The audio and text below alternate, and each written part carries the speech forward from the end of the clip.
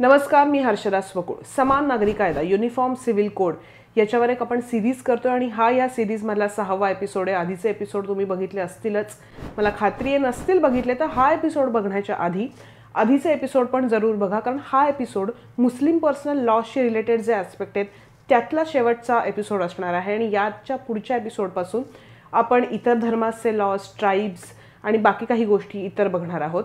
तर या एपिसोडमध्ये बेसिकली मी तुम्हाला अशा काही टर्निंग पॉईंट्स सांगणार आहे, एक वेगळ्या केसेस सांगणार आहे की ज्या एक्सप्लेन करतात की मुस्लिम पर्सनल लॉजमधले जे लिमिटेशन्स आहेत ते असूनसुद्धा कोर्टाच्या निर्णयांमुळे या केसेस या टर्निंग पॉईंट्स ठरल्या. आपली ही सिरीज स्पॉन्सर केली आहे राजहंस प्रकाशननं, त्यांचे सुद्धा खूप आभार. राजहंस प्रकाशननं पब्लिश केली आहेत 2 पंतप्रधानांवरची 3 पुस्तकं. कणखर पंतप्रधान म्हणून आजही ज्यांचं नाव आदरानं घेतलं जातं त्या इंदिरा नेहरू गांधी नेमक्या कशा होत्या? वादळं उठवणारी आणि झेलणारी ही भारतकन्या, त्यांच्या मनातले हेलकावे, त्यांच्या स्वप्नांचा उदयास्त असा भारावून टाकणारा प्रवास रेखाटलाय त्यांच्या निकटवर्ती पुपुल जयकर यांनी आणि मराठी अनुवाद केलाय पत्रकार अशोक जैन यांनी. त्यासोबतच पंतप्रधान नरेंद्र मोदी हे 10 वर्ष पूर्ण करणारे पहिले काँग्रेसेतर पंतप्रधान, सलग 2 लोकसभांमध्ये बहुमत मिळवणारे भाजपचे पहिले पंतप्रधान. त्यांच्या कार्यशैलीवरील 2 पुस्तकं जरूर वाचा. प्रख्यात ज्येष्ठ पत्रकार प्रशांत दीक्षित यांनी शब्दबद्ध केलेलं चरित्र नरेंद्र मोदी आणि दुसरं आहे नरेंद्र मोदी ॲट 20.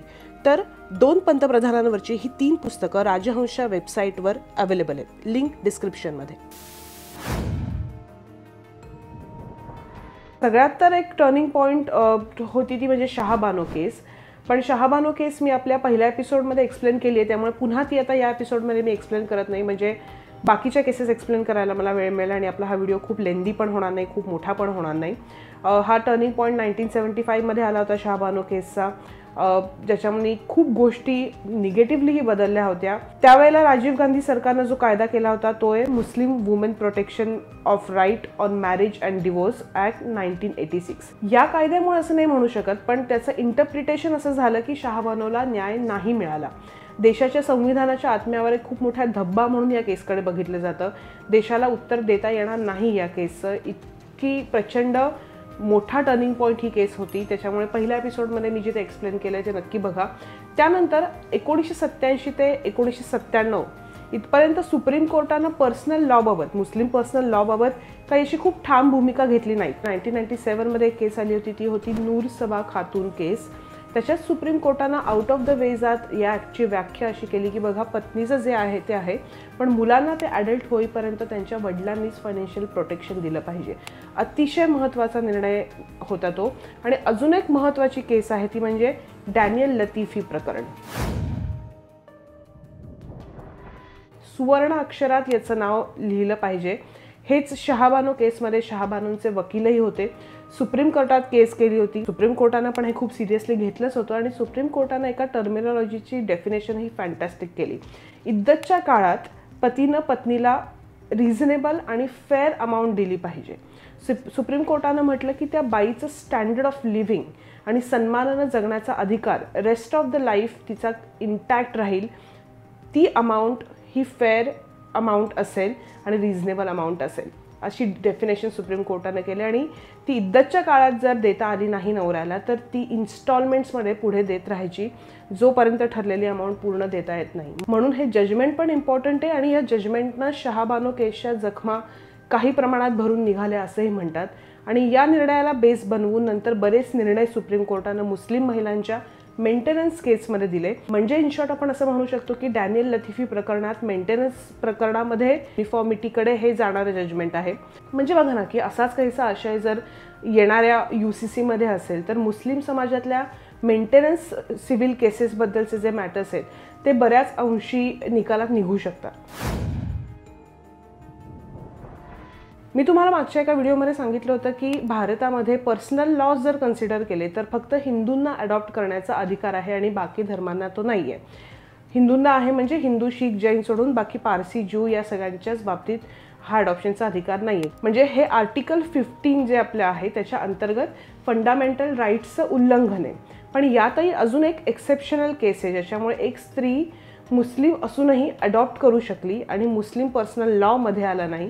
ती आहे शबाना हाशमी केस. याचा अगदी ओघवता उल्लेख आपण आपल्या आधीच्या व्हिडिओमध्ये केला होता आणि आता मी तुम्हाला ते एक्सप्लेन करते. हाशमी यांनी एका मुलीला अडॉप्ट केलं, पण ही मुलगी ॲडल्ट होताना त्यांना कळलं की ही तर लिगली अडॉप्शन तयार करू शकत नाही.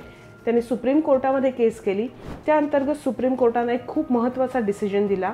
त्या ॲक्टला म्हणतात juvenile justice care and protection of children act 2000. NDA सरकारनं हा कायदा पास केला होता आणि त्याचा पर्पज हा होता की जी अनाथ, सरेंडर किंवा अबंडन लहान मुलं आहेत त्यांना अडॉप्ट करण्याचा उल्लेख या कायद्यात केला आणि 2006मध्ये जी अमेंडमेंट झाली त्यात त्याची प्रॉपर डेफिनेशन झाली. या कायद्यामध्ये धर्म, जात, मॅरिटल स्टेटस याच्या पलीकडे जाऊन कुणीही व्यक्ती भारतातली अडॉप्ट करू शकते. म्हणजे एका सेन्समध्ये अडॉप्शन केसेसमध्ये धर्म, जाती याच्या पलीकडे जाऊन युनिफॉर्मिटी तेव्हाच आली. त्यामुळे to sum it up about Muslims, आत्ताच्या घडीला मुस्लिम सिव्हिल मॅटरमधला फक्त एकच प्रश्न अनुत्तरित राहतो, तो म्हणजे पॉलिगॅमीबद्दलचा, मॅरेजमधल्या. कारण डिवोर्स तलाकचा मुद्दा निकालात निघाला आहे. सक्सेशन, वारसा हक्काबद्दल तर ऑलरेडी एक प्रोग्रेसिव्ह व्यवस्था आहे शुफासारखी. मेंटेनन्स प्रकरणामध्ये डॅनियल लतिफीच्या केसचं वर्डिक्ट आहे. आणि अडॉप्शनसाठी regardless of any personal law juvenile justice care and protection of children act 2000 हा ऑलरेडी लागू आहे, जो अडॉप्शनचा अधिकार भारतातल्या प्रत्येक व्यक्तीला देतो. पॉलिगॅमी मॅटरबद्दल एक महिला आहे समीना बेगम, त्यांच्या याचिकेवर सुप्रीम कोर्टात सुनावणी सुरू आहे. जेव्हा ही याचिका पुढे जाईल तेव्हा पॉलिगॅमीबद्दल सुद्धा निर्णय होईल. सो त्यामुळे आता तुम्हाला साधारण अंदाज आला असेल की मुस्लिम पर्सनल लॉजमधले अशा काय गोष्टी आहेत ज्याच्यामध्ये युनिफॉर्मिटी त्या अर्थाने नाही, आणि असे काय वर्डिक्ट्स आहेत किंवा असे काय ऑलरेडी सिस्टीम्स आहेत ज्याच्यामध्ये युनिफॉर्मिटी बऱ्याच अंशी ऑलरेडी आलेली आहे. आणि आता पुढच्या एपिसोडमध्ये आपण अदर मायनॉरिटीजचे ॲक्ट बघणार आहोत, म्हणजे इतर रिलिजनचे ॲक्ट्स सिव्हिल मॅटर्सबद्दलचे काय आहेत हे अगदी पटकन बघणार आहोत. आपली ही सिरीज राजहंस प्रकाशननं स्पॉन्सर केली आहे, त्याबद्दल त्यांचे खूप धन्यवाद. राजहंसच्या वेबसाईटवर विविध कॅटेगरीजमध्ये पुस्तकांचं ग्रुपिंग केलं आहे. सो पुस्तकं एक्सप्लोअर करा, ऑफर्सचा लाभ घ्या आणि व्हिडिओच्या सुरुवातीला म्हटल्याप्रमाणे 2 पंतप्रधानांवरची 3 पुस्तकं जरूर वाचा. वेबसाईटची लिंक डिस्क्रिप्शनमध्ये दिली आहे.